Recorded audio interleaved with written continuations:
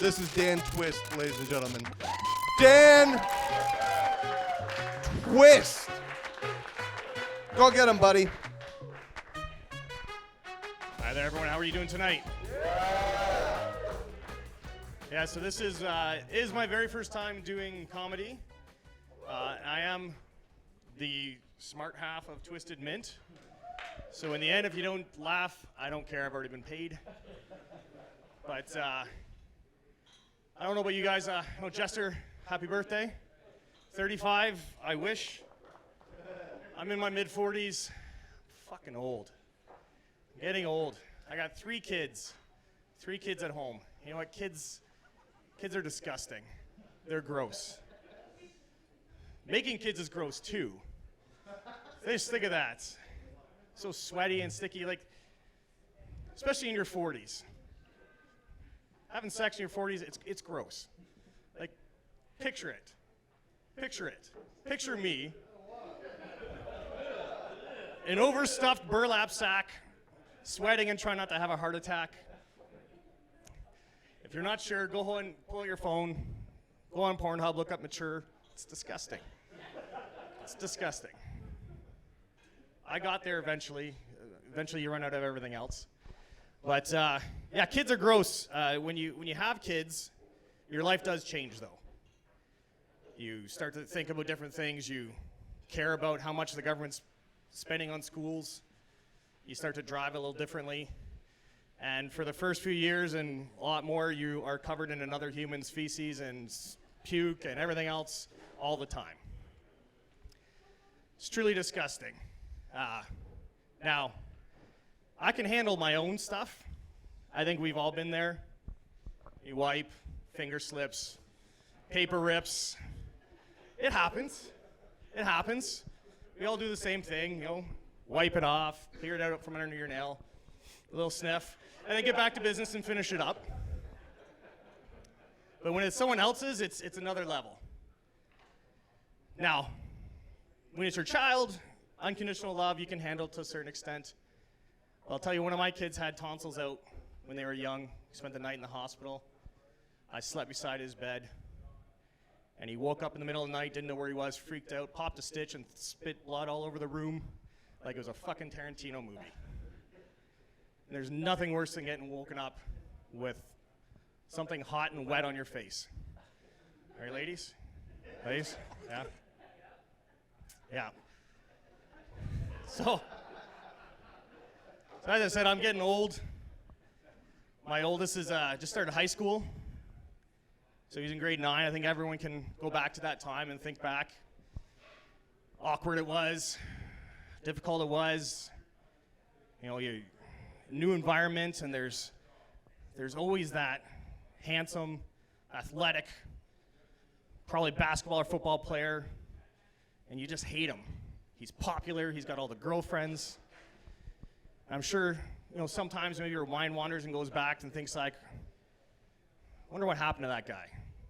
Well, I wanted you to put your mind at ease and save you a Google search. This is his Facebook post. I was that popular guy in high school. Now I need a hip surgery and a back surgery. I'm bald, borderline morbidly obese, just waiting for the day and diabetes takes a foot. It's rough, but we move on. I had a good time in high school.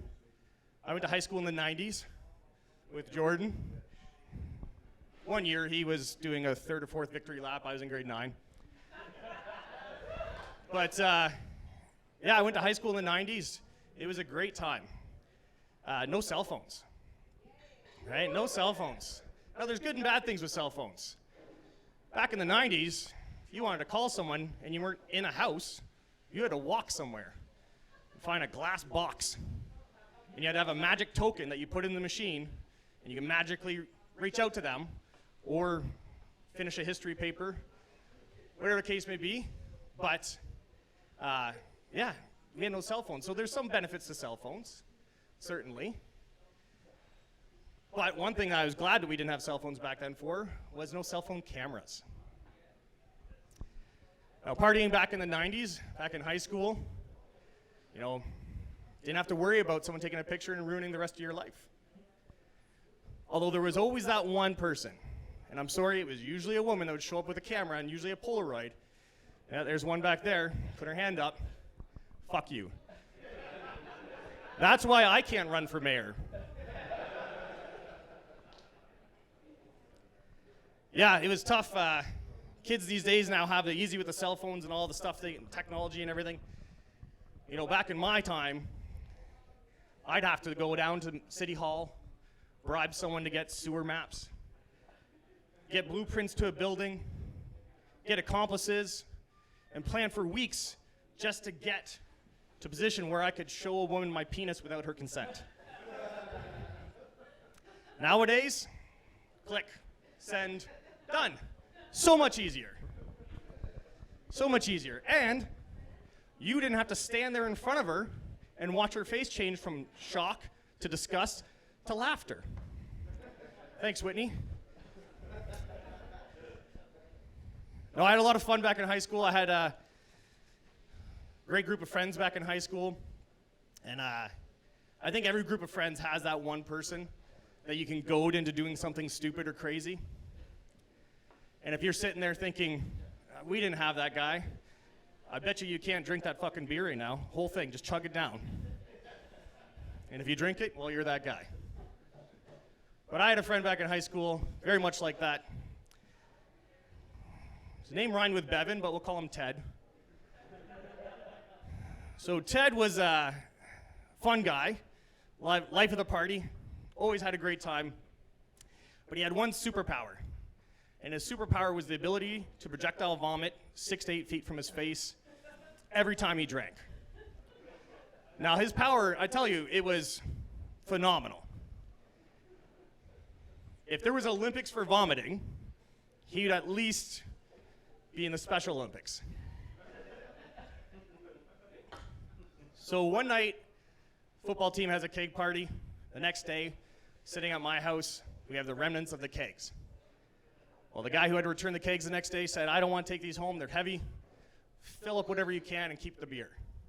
So we went through my house, filled up everything, dumping flowers out of vases, going through the blue box and washing out all the 2-liter bottles of pop in the blue box, filling everything with beer so that we had beer for the next couple days.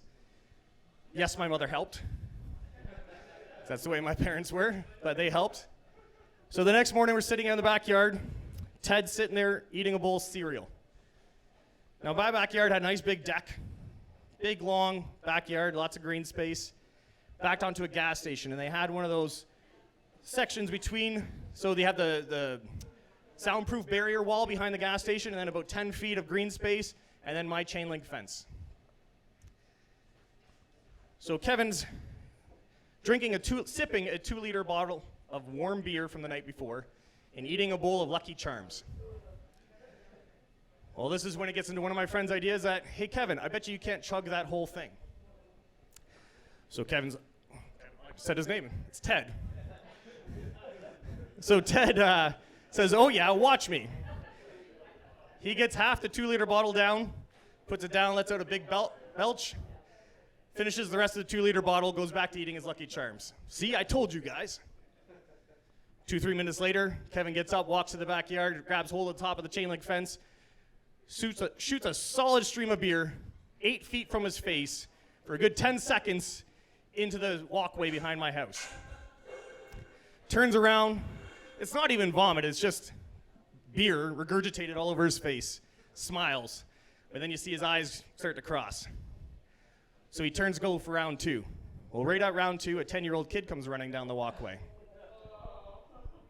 Now, the kid saw Kevin, probably saw the look in his eyes, and knew enough to back up against that wall, and like a Prison Break movie, inched along as my friend vomited directly at him with a solid stream of beer and followed him all the way down the pathway.